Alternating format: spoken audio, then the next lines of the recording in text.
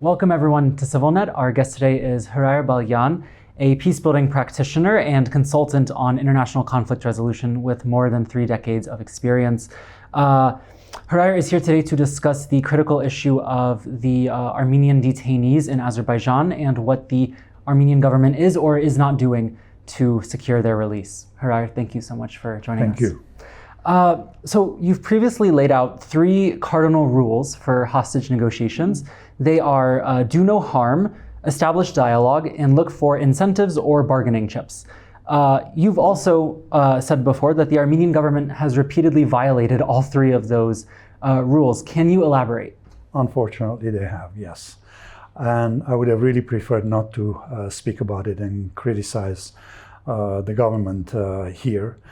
But if it is not said, I think nothing will change. The 3 cardinal rules for any hostage negotiations that I've learned from having experienced hostage negotiations myself with Russians, with Syrians, with Israelis, with etc., are the following, as you mentioned actually. The first rule is actually for any kind of humanitarian work. The first and most important rule is whatever you do, make sure you do not do any harm.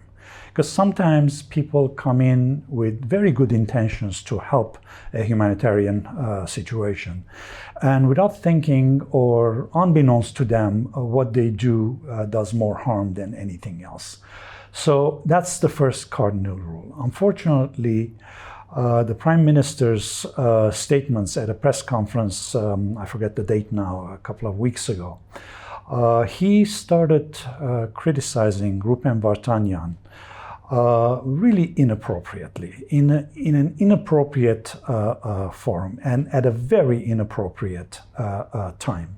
Because the criticism, questioning his motivation for coming to Armenia and then going to Karabakh, questioning his orders, as the Prime Minister put it, created a situation where Azerbaijan was able to exploit this bad mouthing, basically.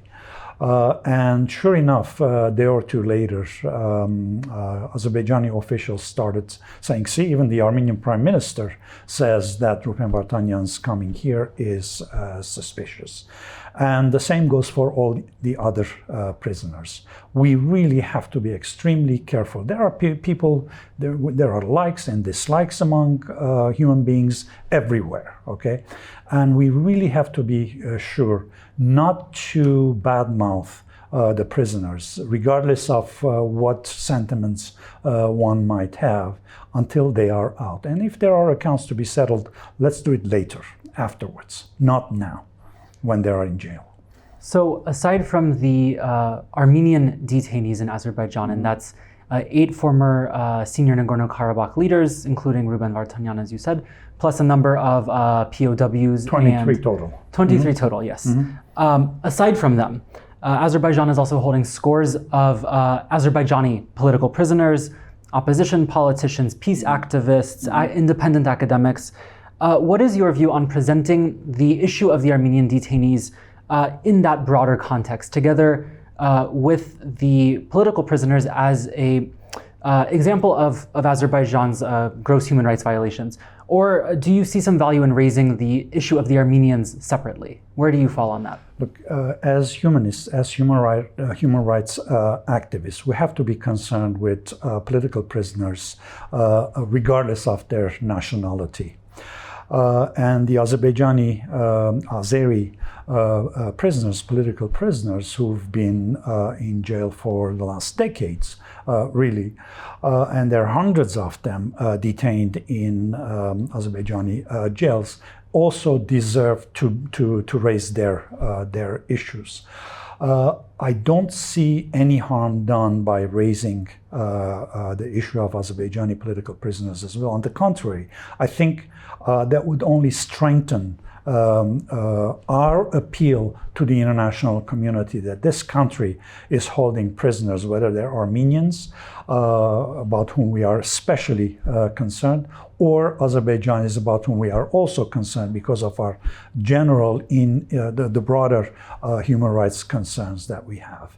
Now, there are two other cardinal rules that need to be mentioned, otherwise we'll be remiss. One is when you have a hostage situation, and I consider the Armenian prisoners in Azerbaijan as really hostages because they want something in exchange.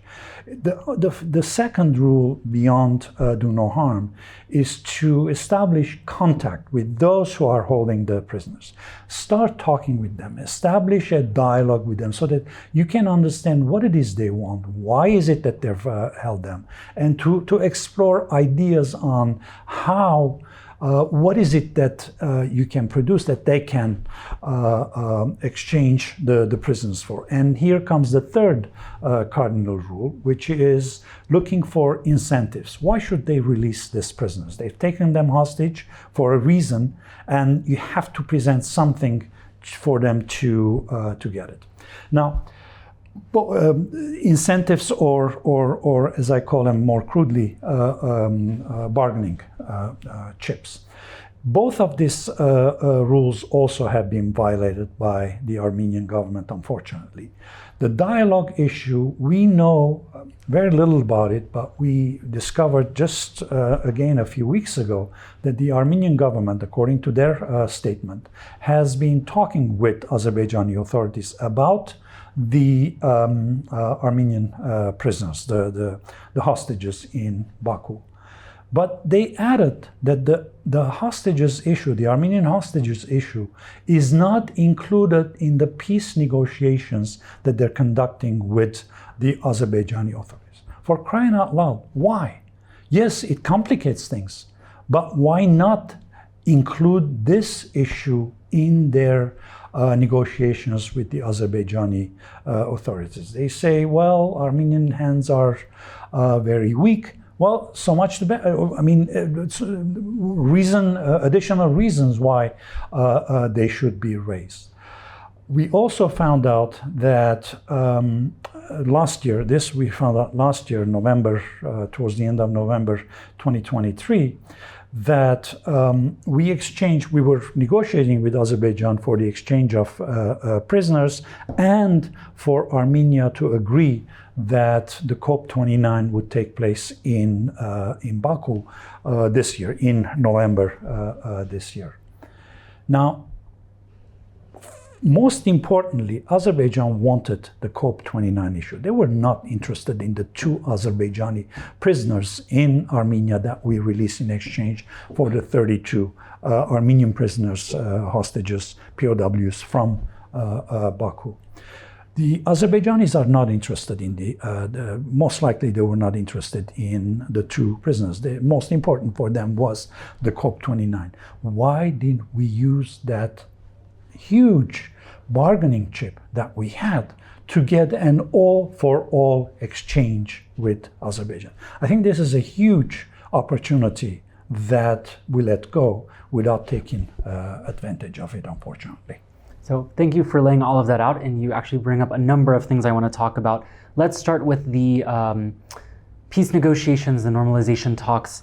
As you mentioned, despite the fact that both leaders are now saying that the majority of the text is agreed and there are some outstanding points, as you mentioned, the issue of the detainees is not up for discussion in those negotiations.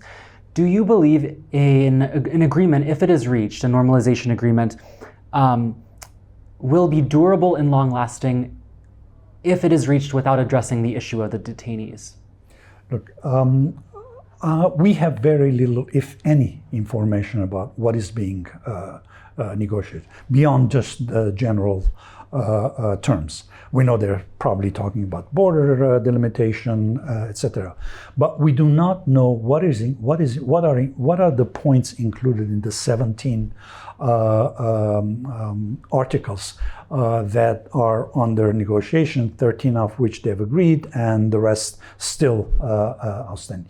We have no information. So without information, I am not prepared to comment on the normalization or peace negotiations taking place between Armenia and Azerbaijan, beyond the question of the detainees. But if an agreement is reached, regardless of what other provisions are in the agreement, if the prisoners, the hostages, are not included in the agreement, that would be a contentious point that could eventually undo whatever other agreement they have come to.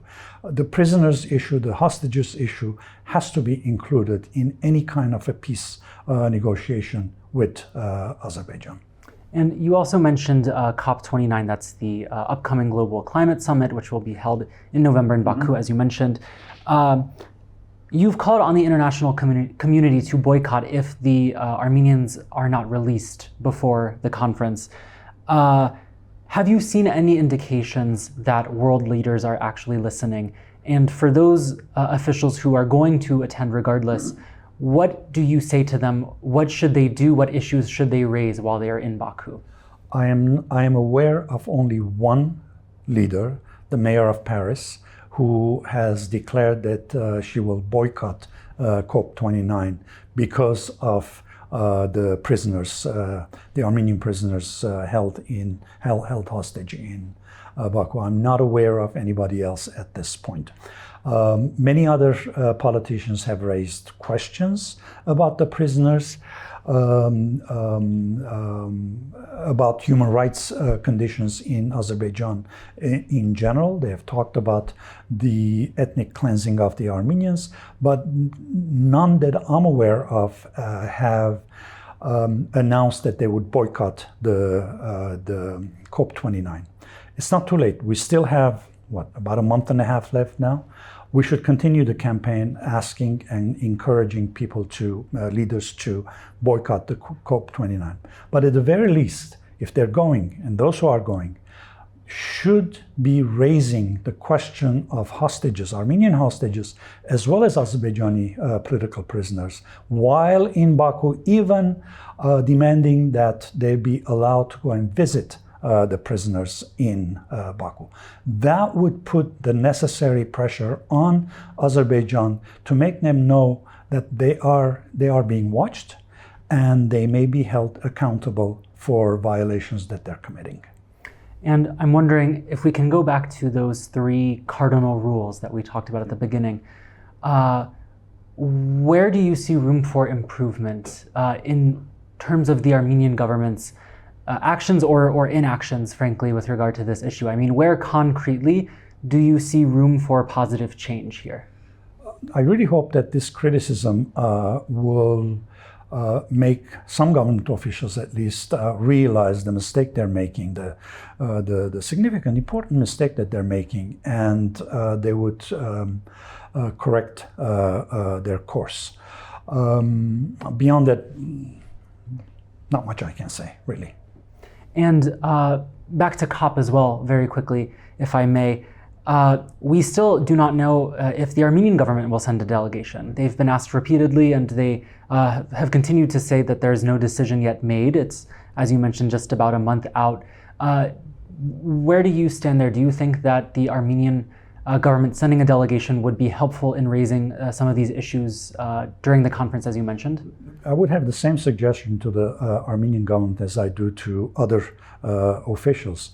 Either boycott or reduce the level of representation if they will participate in the meeting, or if they will go there, they should demand to see the prisoners. Great. Well, Hrair, thank you so much for joining us and sharing your insights. It's really, really fascinating. We appreciate it. And thank you for joining us on CivilNet.